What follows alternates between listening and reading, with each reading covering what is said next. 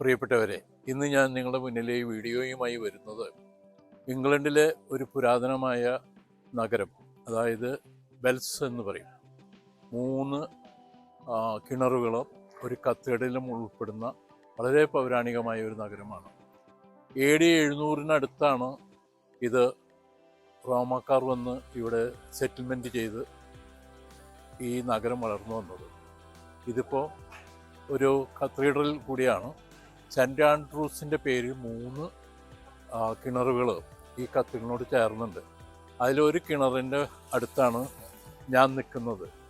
ഈ കിണറിൽ നിന്നുള്ള വെള്ളം ഇങ്ങനെ ഫൗണ്ടനായിട്ട് വന്ന് ഈ നഗരത്തിലൂടെ ചെറിയ ഒരു കൊച്ചു തോടായിട്ട് ഒഴുകിക്കൊണ്ട് നഗരത്തിലെ വെള്ളത്തിൻ്റെ ആവശ്യങ്ങൾക്ക് ഉപയോഗിക്കുകയാണ്. ഞാൻ ഈ കത്തീഡ്രലും ഈ കിണറുകളും നിങ്ങൾക്ക് പരിചയപ്പെടുത്തി തരണം. ഇത് ഇംഗ്ലണ്ടിലെ വലിയൊരു ടൂറിസ്റ്റ് കേന്ദ്രമാണ്. ഒത്തിരി ആളുകൾ വരുന്ന സ്ഥലമാണ്. ഇന്ന് പൊതുവെ ഇത്തിരി തിരക്ക് കുറവാണ്.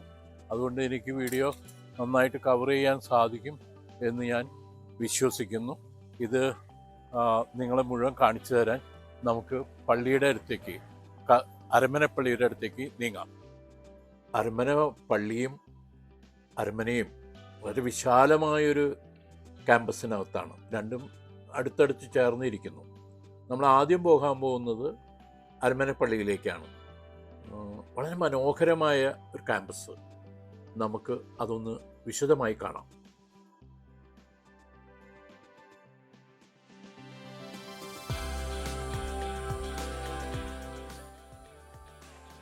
ഞാനിപ്പോൾ നിൽക്കുന്നത് നേരത്തെ പറഞ്ഞ ചരിത്രപ്രസിദ്ധമായ കത്തീഡ്രൽ ദേവാലയത്തിൻ്റെ മുന്നിലാണ്. ഞാൻ നേരത്തെ പറഞ്ഞതുപോലെ 7 നൂറ്റാണ്ട് മുതലുള്ള പൗരാണിക ചരിത്രം ഈ ദേവാലയത്തിന് അവകാശപ്പെടാനുണ്ട്. 672 റോമൻ സെറ്റിൽമെൻറ്റ് വന്നതോടുകൂടിയാണ് വെൽസ് എന്ന ഈ കൊച്ചു നഗരവും ഈ ദേവാലയവുമൊക്കെ ഇവിടെ ആവിർഭവിക്കുന്നത്. ഈ ദേവാലയം സെൻറ്റ് ആൻഡ്രൂസിന് സമർപ്പിച്ചിരിക്കുകയാണ്. തുടക്കത്തിൽ ഇതൊരു കത്തോലിക്ക ദേവാലയമായിരുന്നു. പക്ഷേ കാലാന്തരത്തിൽ ഇത് ചർച്ച് ഓഫ് ഇംഗ്ലണ്ട് സഭയുടെ അധീനത്തിൽ ആയി. 1175 മുതൽ 1490 വരെയുള്ള ഏകദേശം 315 വർഷം ഇതിൻ്റെ നിർമ്മാണ പ്രവർത്തനം ദീർഘിച്ചു. ഈ ദേവാലയം ലോകത്തിലെ ഗോത്തിക് വാസ്തുശില്പകലയിൽ ശ്രദ്ധേയമായ ഒന്നാണ്.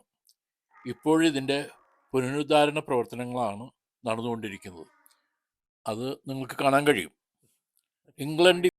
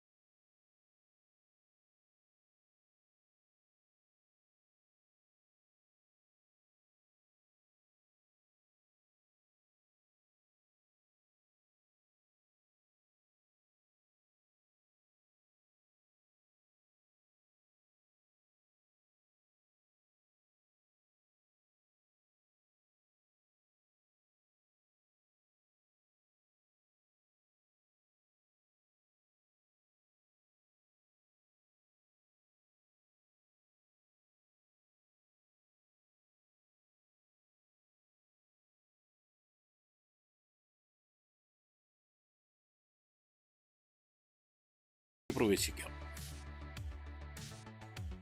നൂറ്റാണ്ടുകളുടെ പഴക്കത്തിൻ്റെ ഒരു വലിയ പ്രതിരൂപമാണ് ഈ കാണുന്ന ഡോറ്. ബിഷപ്പ് ഡോർ എന്നാണ് ഇതിന് പേരിട്ടിരിക്കുന്നത്. ബിഷപ്പ് ദേവാലയത്തിലേക്ക് പ്രവേശിക്കുന്ന, അദ്ദേഹത്തിൻ്റെ വസതിയിൽ നിന്ന് പ്രവേശിക്കുന്ന വാതായനമാണിത്. കത്തീഡ്രലിൻ്റെ അകത്തേക്ക് കയറിയിരിക്കുകയാണ്. അതിൻ്റെ ഒരു ഉൾവശ ദൃശ്യമാണ് നമ്മളിപ്പോൾ കാണുന്നത്. വല്ലാത്തൊരു വാസ്തുശില്പകലയാണ് കാണുന്നത്. വളരെ പഴക്കമുള്ള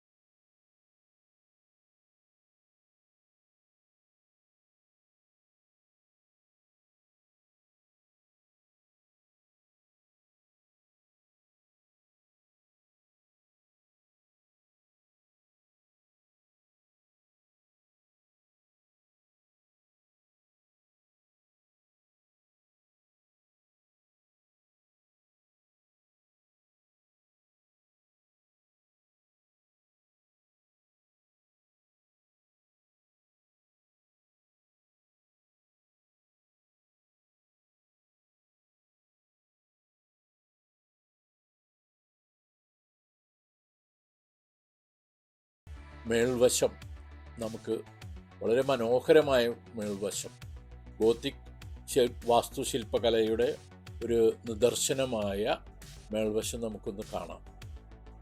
അത് നമ്മൾ വിശദമായി തന്നെ നമുക്ക് കാണിക്കാൻ കഴിയും. ഈ ചാപ്പല് കുരിശാകൃതിയിലായതുകൊണ്ട് വളരെ വലിയൊരു ഉൾവിസ്താരം ഇതിനുണ്ട്. 1310 മുതൽ തന്നെ ഈ പള്ളിയിൽ ഒരു ഓർഗനുണ്ട്. 1620 തോമസ് ലെഗാൻ എന്ന സംഗീതജ്ഞൻ പുതിയൊരു ഓർഗൻ നിർമ്മിക്കുകയുണ്ടായി. ആദ്യത്തെ ഓർഗന് കംപ്ലൈൻറ്റ് വന്നിട്ട് 1910 അതായത് 115 കൊല്ലം മുന്നേ റിപ്പയർ ചെയ്ത ആ ഓർഗൻ തന്നെയാണ് ഇപ്പോഴും ഇവിടെ പ്രവർത്തിക്കുന്നത്. ഈ കാണുന്നത് ഗായക സംഘത്തിന് ഇരിക്കാനുള്ള ചെയറാണ്. ഒരു ആളേക്കാൾ ഉയരത്തിലാണ് അതിൻ്റെ ചാര്. ബെഞ്ചും ഇത് കണ്ടില്ലേ.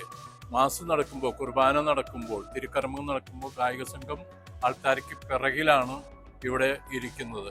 ഇപ്പം ഉള്ളിലെ ആൾത്താരയിൽ തിരുക്കർമ്മം നടന്നുകൊണ്ടിരിക്കുകയാണ്. അതിൻ്റെ സംഗീതമാണ് നമ്മൾ കേട്ടുകൊണ്ടിരിക്കുന്നത്. ഈ ദേവാലയം ഒരു കുരിശാകൃതിയിലാണ്.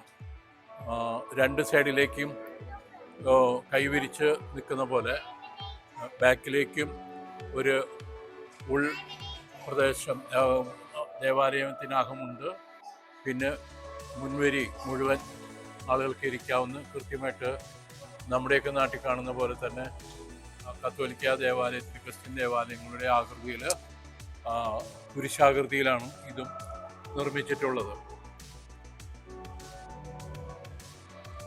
ഈ ദേവാലയത്തിനകത്ത് ലോകത്തിപ്പോൾ പ്രവർത്തിച്ചുകൊണ്ടിരിക്കുന്ന ഏറ്റവും പഴക്കമുള്ള ക്ലോക്കുകളിൽ രണ്ടാമത്തെ ക്ലോക്ക് ഇവിടെ വർക്ക് ചെയ്തുകൊണ്ടിരിക്കുന്നുണ്ട്. പക്ഷെ അത് പോയി എടുക്കാൻ ഇപ്പോൾ പറ്റില്ല. ഇതിൻ്റെ പശ്ചാത്തലത്തിൽ പള്ളിയിലെ തിരുക്കർമ്മങ്ങൾ നടന്നുകൊണ്ടിരിക്കുകയാണ്. അത് കഴിഞ്ഞു കഴിഞ്ഞാലേ ആ ഭാഗം തുറക്കുകയുള്ളൂ. ഇപ്പോൾ ക്ലോസ് ചെയ്തിരിക്കുകയാണ്.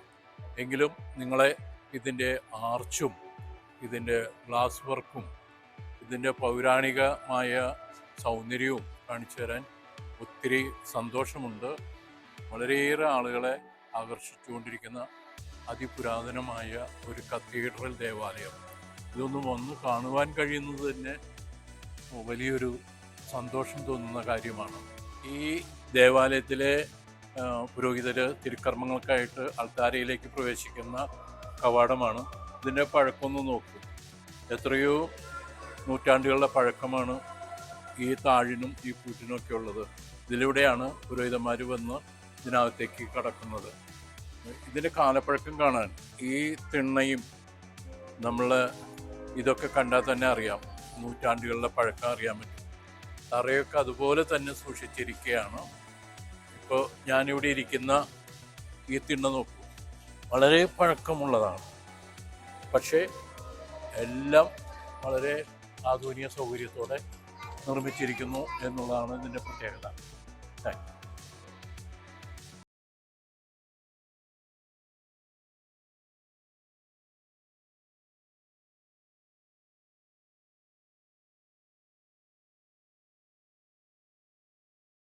രീതിയിൽ ഇവിടെ അടക്കം ചെയ്തിട്ടുള്ള ആളുകൾ, പള്ളിക്കകത്ത് അടക്കം ചെയ്തിട്ടുള്ള ആളുകൾ, ഈ വഴിയിൽ അടക്കം ചെയ്തിട്ടുള്ള ആളുകളെയൊക്കെ നമ്മൾ സ്ലാബുകളിൽ നോക്കിയാൽ, എഴുതി വച്ചിരിക്കുന്ന കാര്യങ്ങൾ നോക്കിയാൽ അറിയാൻ പറ്റും. ഒത്തിരി ആളുകളെ ഇതിനകത്ത് തന്നെ അടക്കം ചെയ്തിട്ടുണ്ട്. പിന്നെ ഈ കാണുന്നത്, ഈ ജനലിൻ്റെ ഉള്ളിൽ കൂടെ പുറമേക്ക് നോക്കിയാൽ കാണുന്നത് പള്ളിയുടെ സിമിട്രിയാണ്. വളരെ വലിയൊരു സിമിട്രിയാണ്. നൂറ്റാണ്ടുകൾ പഴക്കമുള്ള കല്ലറകളൊക്കെ കാണാൻ കഴിയും ഇവിടെ.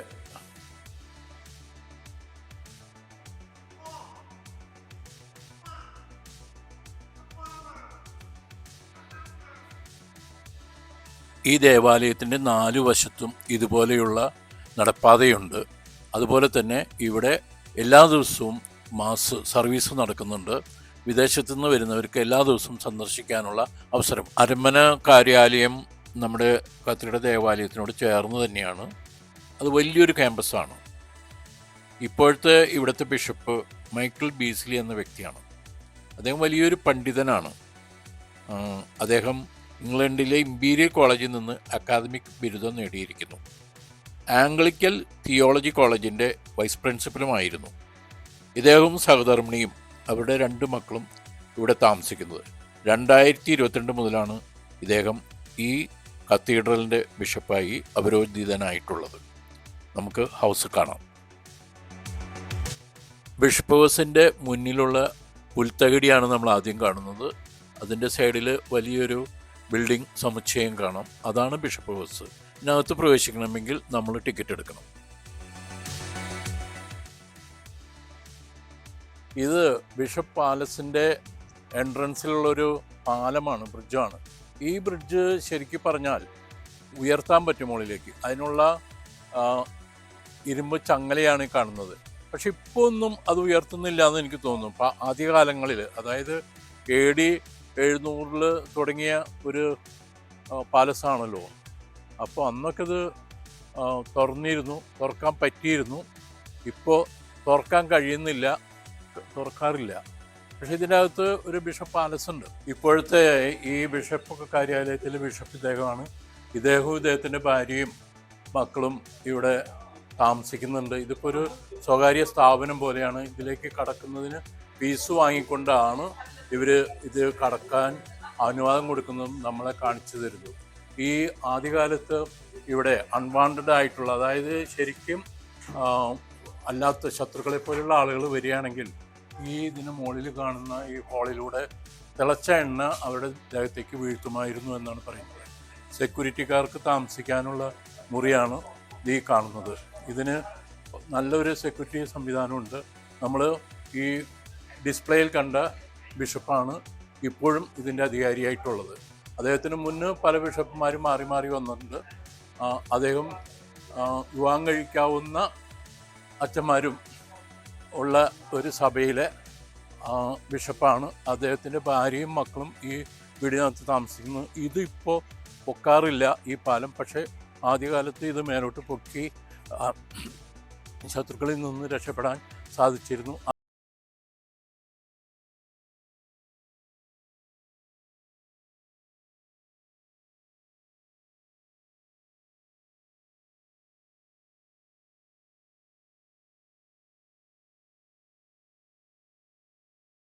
കീഴിലുള്ള അരമനപ്പള്ളിയാണ് നമ്മൾ പറഞ്ഞ ഈ കത്തീഡ്രൽ ദേവാലയം. വെൽസ് കത്തീഡ്രലിൻ്റെ വീഡിയോ ഇവിടെ അവസാനിക്കുകയാണ്. ടോം ടോക്സ് തൃശ്ശൂർ ആ ചാനൽ സബ്സ്ക്രൈബ് ചെയ്യാൻ മറക്കരുത്. നിങ്ങളുടെ അഭിപ്രായങ്ങൾ എഴുതുമല്ലോ. നമസ്കാരം.